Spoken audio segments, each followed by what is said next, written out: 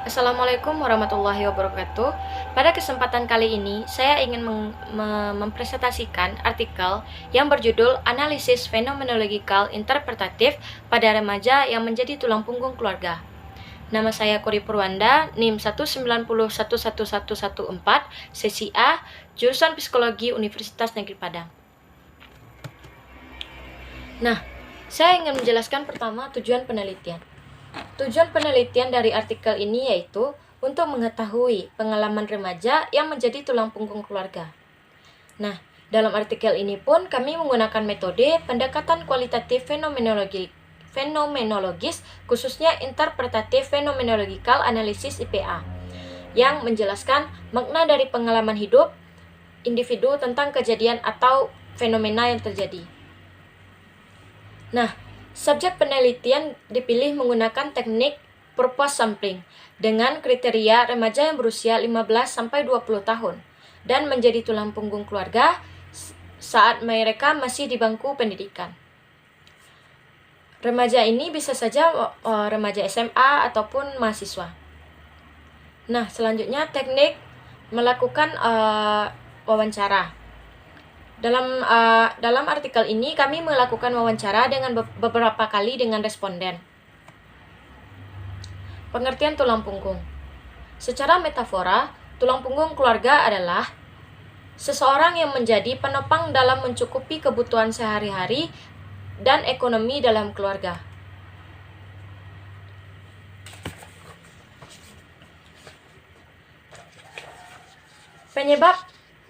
Penyebab remaja yang menjadi tulang punggung keluarga bisa jadi karena perubahan struktur keluarga yang terjadi dalam keadaan yang tidak pernah terduga.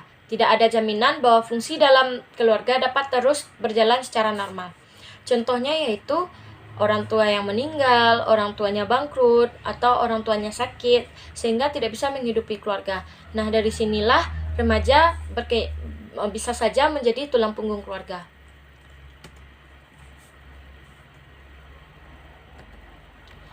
Masa remaja merupakan proses transisi dari masa anak-anak menuju masa dewasa yang membutuhkan banyak penyesuaian dan seringkali menimbulkan kecemasan. Masa remaja juga merupakan suatu masa di mana ketegangan emosi meninggi. Hal itu karena saat berada di bawah tekanan sosial yang menghadapi kondisi baru menyebabkan sebagian besar remaja mengalami ketidakstabilan emosi dari waktu ke waktu. Sebagai konsekuensi dari usaha penyesuaian diri pada pola perilaku baru dan harapan sosial yang baru. Ini menurut Harlock tahun 1996. Nah, lalu bagaimana dengan remaja yang menjadi tulang punggung keluarga?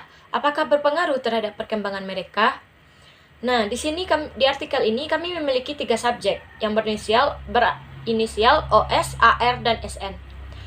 OS sendiri menjadi tulang punggung keluarga setelah kedua orang tuanya meninggal dengan jarak 3 bulan. Nah, sedangkan AR menjadi tulang punggung keluarga setelah orang tuanya meninggal dunia. Dan SN menjadi tulang punggung keluarga saat kedua orang tuanya tidak sanggup fisik untuk menjadi tulang punggung keluarga. Dampak psikologis yang muncul dari subjek seperti perasaan sedih, perasaan terpukul, wajar dialami pada subjek. Bahkan, AR pada awalnya berada di titik terendahnya dan mengaku butuh waktu yang lama untuk dapat menerima kenyataan saat ayahnya meninggal dunia. Selain itu, perasaan harus menanggung beban keluarga membuat subjek terpaksa tidak bisa menghabiskan masa remajanya dengan bermain, bersenang-senang, seperti kebanyakan yang dilakukan pada remaja seusia mereka. Menurut Bernard tahun 2004, meningkatkan resiliensi adalah hal yang penting karena dapat memberikan pengalaman bagi individu dalam menghadapi permasalahan bagi individu dan kesulitan di dalam hidupnya. Walaupun pada awalnya subjek menjadi tulang punggung keluarga, subjek merasakan kesedihan, duka, dan kebingungan. Tapi subjek memiliki faktor protektif dan aspek-aspek pembentuk resiliensi atau kemampuan untuk beradaptasi yang dimanfaatkan dengan baik sehingga ketiga subjek tidak terpuruk dan dapat melanjutkan hidupnya sebagai tulang punggung keluarga. Simpulan dari artikel ini yaitu hasil penelitian dapat disimpulkan, pengalaman subjek menjadi tulang punggung keluarga di usia remaja disertai dengan kejadian tidak menyenangkan seperti orang tua subjek meninggal dunia dan tidak kuat fisik pada orang tua subjek lainnya memperlihatkan adanya resiliensi pada subjek walaupun pernah terpuruk. Selain itu, subjek dapat mengeratkan hubungannya dengan saudaranya dan lebih memperhatikan keadaannya.